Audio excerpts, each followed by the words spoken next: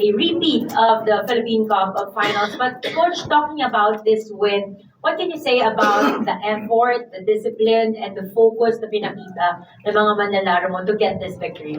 Bago kita sagutin, allow me to greet our boss. Happy birthday kay RSA. More birthdays to come, boss.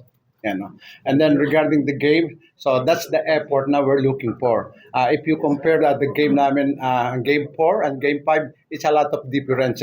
But this time, there's a lot of players who step up, especially on defense namin, and we're able to stop their bench to score heavily because Torres and Grabco and David usually sila yung gumagawa ng madami. And then that's the reason why yung kanyang starter ay talagang press na press. But tonight we're able to limit their production, and our bench, especially Moto Tua, I think they were surprised with Moto Tua. And then I want to give him a credit for his game because he give us a lot of opportunity, and then a lot of thinking para do sa bench ng ng Ginebra. But we're 1-1 away from the finals, but it is not an easy task for us because we are experienced last All Filipino conference. We've gone into overtime. Into game 7, and nasa catch-up situation kami at the time. But fortunately, we won that game, and this is another time. And we know Ginebra's fighting spirit. Hindi natin sasabing NSD sila kung wala nun . And then kita-kita mo naman we're leading by 14 or 17 points, and all of a sudden, one shot away na lang to tie the game. But I think the players know how to deal that kind of situation. And now we're ready to entertain questions from the press. Coach, congratulations. Coach, yung game 4, you led by 16 second quarter, nalusaw yun. Tonight, 17, mutikan pa. How will you address that going to game 6 to make sure na yung in case na lumamang kayo ng malaki, masustain nyo or hindi nyo malupit yung lamang? Yeah, if you're leading by in double figures, sometimes when you have a bench to relieve those starter guys, sometimes there's thinking na I have to do this, do that, other forgot na we have to sustain the energy of the first group and the flow of the game, and that's what happened. But I cannot take away from them na they want to shoot, they want to be a star also, and then they want to score. By scoring, they know na they could help, but sometimes it's not that easy to score because our opponent is trying to catch up. Mm-hmm. Oh, that's the ball. Game, please. Thanks, Coach. Where's the ball? Where's your ball? First, as I asked Coach Leo, in game 4, you led by 16 in the second quarter. Tonight, you almost saw that 17-point lead disappear. How will you guys address that going to this game 6 potential danger? It's something we got to address because I feel like I think in every game we've pretty much had a double-digit lead, and I don't know if it's relaxing or if they play desperate, but they do something to get back in the game. I mean, it's Ginebra, so they're gonna do something to get back in the game. So we just got to weather the storm.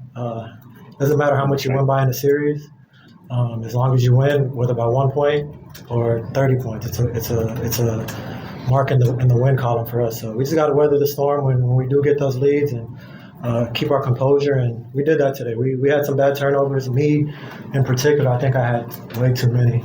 But we'll fix it. We'll look at film, fix it, and then come back ready for what they have to do. What you want? Chris, Bless. God bless you.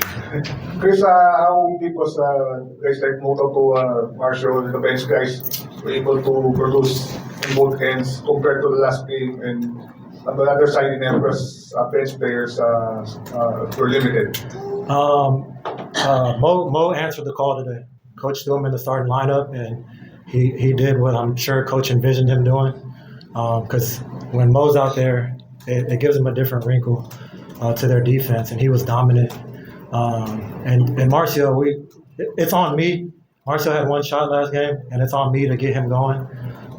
So he stepped up to the plate as well. But I told the guys, I told them before every game, before we run out there, that if we outscore their bench, we have a really good chance of winning. Because the 2 games that their bench played really well, they won.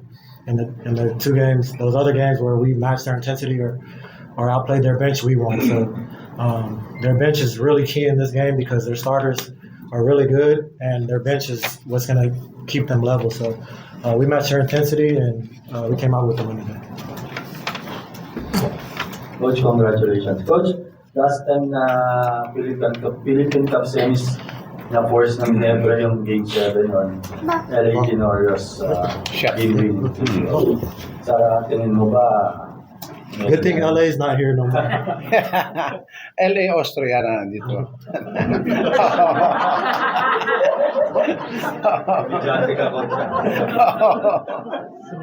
Wala tingin mong prospect of ano? That is also a possibility, because we know NSD, Ginebra, Never Say Die, they always trying to find times to look for an important shot like that, and mabuti lang kanina walang LA Tenorio, ganyan, dahil yung last shot nila probably pwede maging 4 or 4 shot yun, 4 points, but next time, so I guess na we've learned our lesson.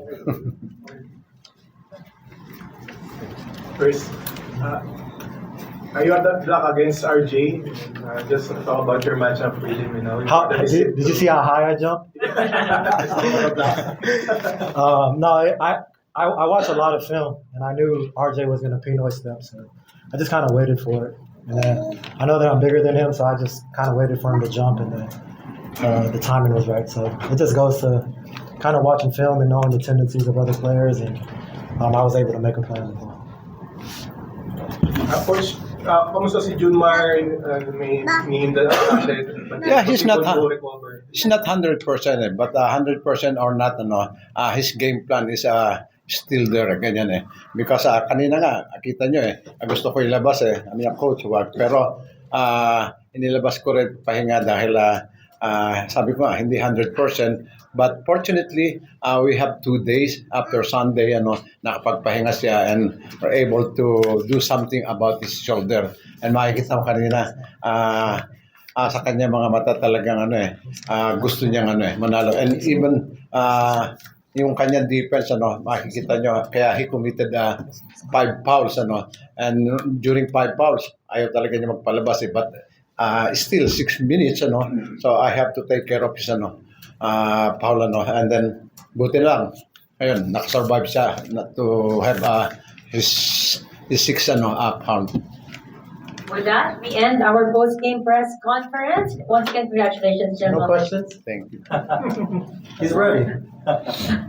Hello. Thank you for your time tonight. Thank you.